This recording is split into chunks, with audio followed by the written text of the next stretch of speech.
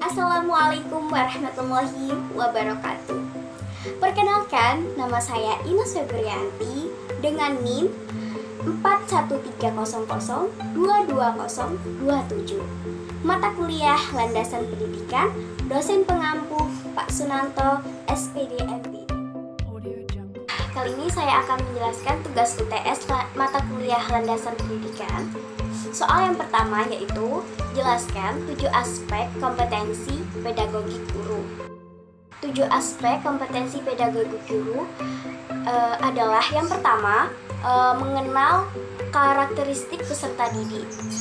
Menurut Ibu Isniatun Munawaroh MPD dalam modul pendidikan profesi guru, karakteristik peserta didik dapat diartikan keseluruhan pola kelakuan atau kemampuan yang dimiliki peserta didik sebagai hasil dari pembawaan dan lingkungan sehingga menentukan aktivitasnya dalam mencapai cita-cita atau tujuannya. Sedangkan menurut saya, karakteristik peserta didik itu mengenali ciri-ciri dari setiap peserta didik yang nantinya akan digunakan untuk menentukan berbagai cara yang terbaik untuk mencapai keberhasilan dalam kegiatan pembelajaran. Yang kedua, ada menguasai teori belajar dan prinsip pembelajaran. Menurut artikel docplayer.info, teori pembelajaran merupakan penerapan prinsip-prinsip teori belajar, teori tingkah laku, dan prinsip-prinsip pembelajaran dalam usaha mencapai tujuan belajar. Teori pembelajaran merupakan suatu kumpulan prinsip-prinsip yang terintegrasi dan memberikan preskripsi untuk mengatur situasi atau lingkungan belajar sedemikian rupa sehingga dapat membantu siswa mencapai tujuan belajarnya dengan mudah. Sedangkan prinsip pembelajaran adalah landasan berpikir, landasan berpijak, dan sumber motivasi agar proses belajar mengajar dapat berjalan dengan baik karena pendidik dengan peserta didik. Nah, untuk yang ketiga ada pengembangan kurikulum. Nah, menurut David Pratt, pengembangan kurikulum adalah proses atau kegiatan yang disengaja dan dipikirkan untuk menghasilkan sebuah kurikulum sebagai pedoman dalam proses dan penyelenggaraan pembelajaran oleh guru di sekolah. Sedangkan menurut saya, pengembangan kurikulum merupakan perubahan dari kurikulum ke kurikulum lain seperti dari kurikulum KTSP menuju kurikulum K13 dan dilanjutkan dengan kurikulum Merdeka Belajar. Yang keempat, ada kegiatan pembelajaran yang mendidik. Menurut Raka Joni, pembelajaran mendidik didefinisikan sebagai pembelajaran yang membuahkan bukan saja dasar-dasar penguasaan ilmu pengetahuan dan teknologi, melainkan juga sekaligus menumbuhkan karakter yang kuat serta penguasaan kecakapan hidup atau soft skill sehingga tampil sebagai manusia yang penuh kasih terhadap sesama, yang artinya sebagai pembentukan karakter pada anak. Yang kelima, ada pengembangan potensi peserta didik.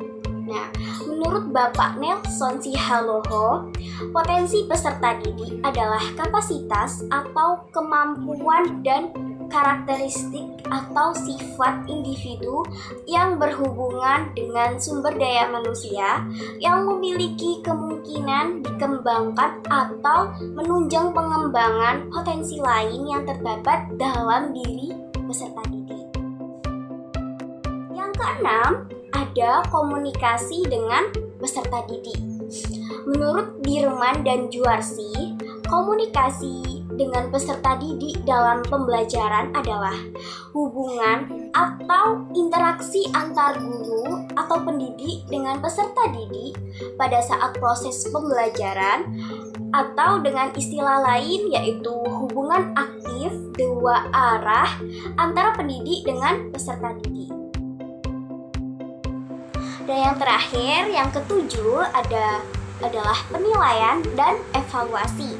Menurut artikel novel mageletboardpage.com, Penilaian adalah kegiatan mengambil keputusan untuk menentukan sesuatu berdasarkan kriteria baik, buruk, dan bersifat kualitatif. Sedangkan evaluasi adalah kegiatan yang meliputi pengukuran dan penilaian.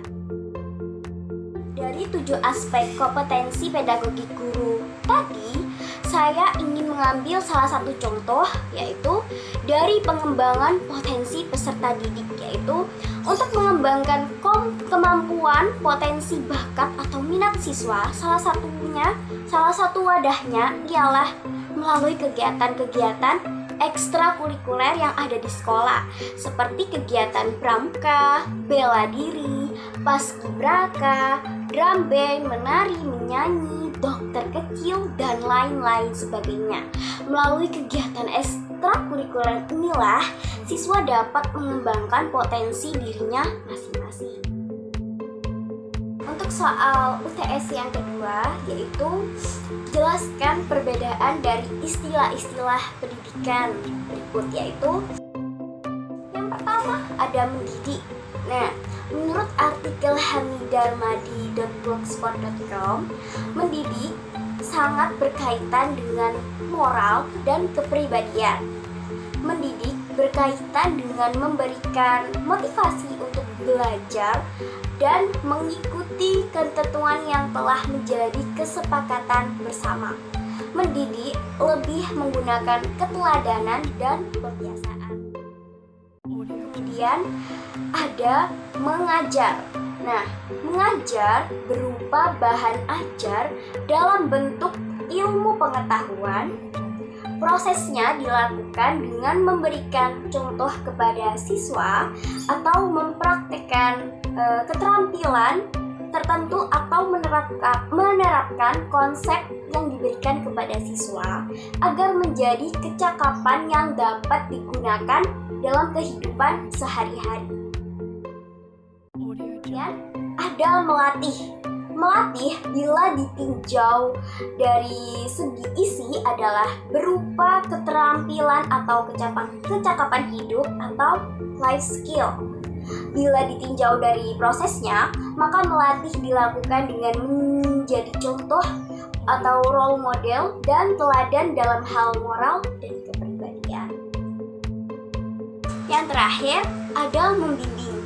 Nah, membimbing berkaitan dengan norma dan tata tertib.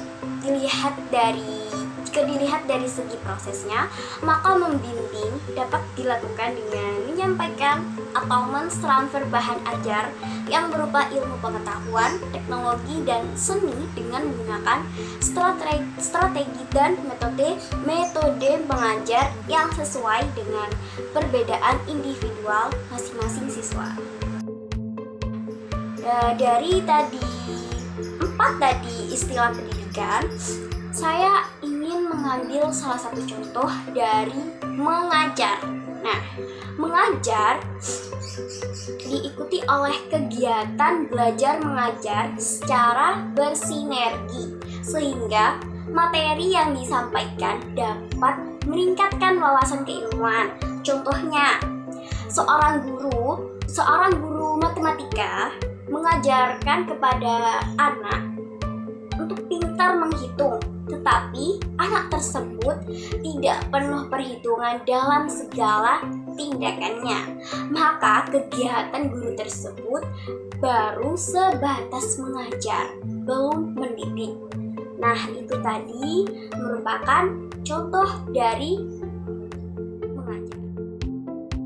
Mungkin itu saja yang bisa saya sampaikan. Kurang lebihnya mohon maaf dan terima kasih. Sekian dari saya. Wassalamualaikum warahmatullahi wabarakatuh.